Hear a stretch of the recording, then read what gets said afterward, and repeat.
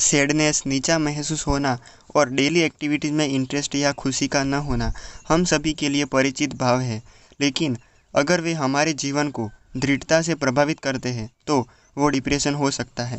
WHO के अनुसार depression ही disability यानी विकलांगता का मुख्य रीज़न है और डिप्रेशन एडल्ट्स, टीनेजर्स और चिल्ड्रन को प्रभावित कर सकता है।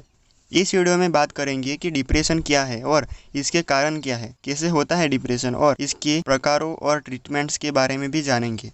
डिप्रेशन एक मूड डिसऑर्डर है जिसमें सैडनेस यानी उदासी और किसी काम या एक्टिविटी में मन न लगना शामिल है। ये मूड में उतार चढ़ाव यानी मूड फ्लक्चुएशन से अलग है, जो मूड में उतार चढ़ाव हम डेली लाइफ में एक्सपीरियंस करते हैं। जीवन की कुछ मेजर इवेंट्स जैसे कि शौक या नौकरी का खो जाना या कुछ ऐसा जिससे हमारी लाइफ में बहुत बड़ा इम्पैक्ट होता है, इससे डिप्रेशन पैदा होता है। WHO कहता है कि हर 4 में से एक इंसान अपनी लाइफ की प्रॉब्लम्स को लेकर डिप्रेशन में होता है। लगभग 450 मिलियन लोग वर्तमान में डिप्रेशन से पीड़ित है। सबसे खराब स्थिति में डिप्रेशन से आत्महत्या हो सकती है। हर साल 8 लाख से अधिक लोग आत्महत्या के कारण मर जाते हैं।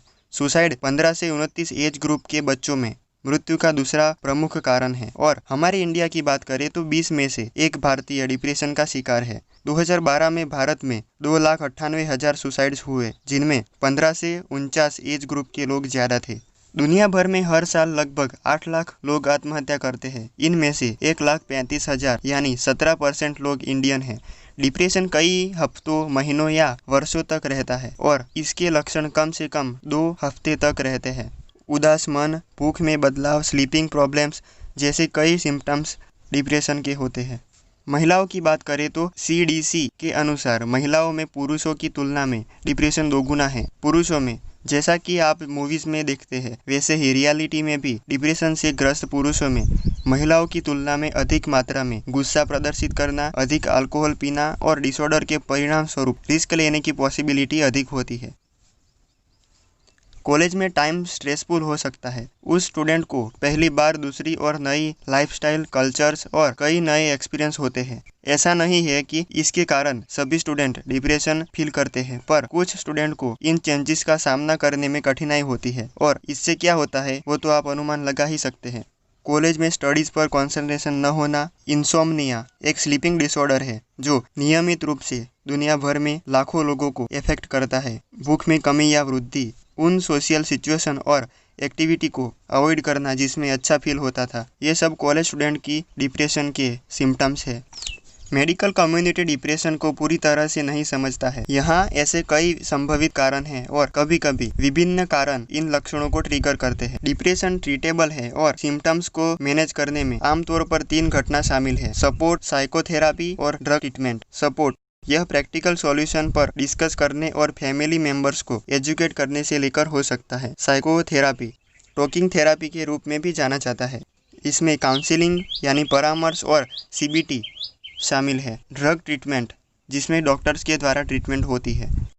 कुछ लोग नेचुरल रेमेडीज़ का उपयोग करते हैं। प्राकृतिक उपचार में हर्बल मेडिसिन्स होती है जिससे मध्यम डिप्रेशन का इलाज होता है। बहुत अधिक शुगर वाले खाद्य पदार्थ खाने से विभिन्न फिजिकल हेल्थ प्रॉब्लम हो सकती है। 2019 की एक स्टडी में यह पता चला कि एक आहार जिसमें कई प्रकार के भोजन शामिल है वो एडल्ट के मेंटल हेल्थ को इफेक्ट करते हैं। और स्टडी में यह भी पाया गया कि फ्रूट, वेजिटेबल्स, फिश और ऑलिव ऑयल जैसे खाद्य पदार्थ लेने से डिप्रेशन सिम्टम्स को कम करने में मदद मिलेगी। अब आप बोलोगे कि क्या इनके अलावा और कुछ भी नहीं खा सकते जो लोग डिप्रेशन में हैं? ऐसा नहीं है, कई दूसरे फूड भी है जो डिप्रेशन को कम करने में हेल्प कर सकते हैं।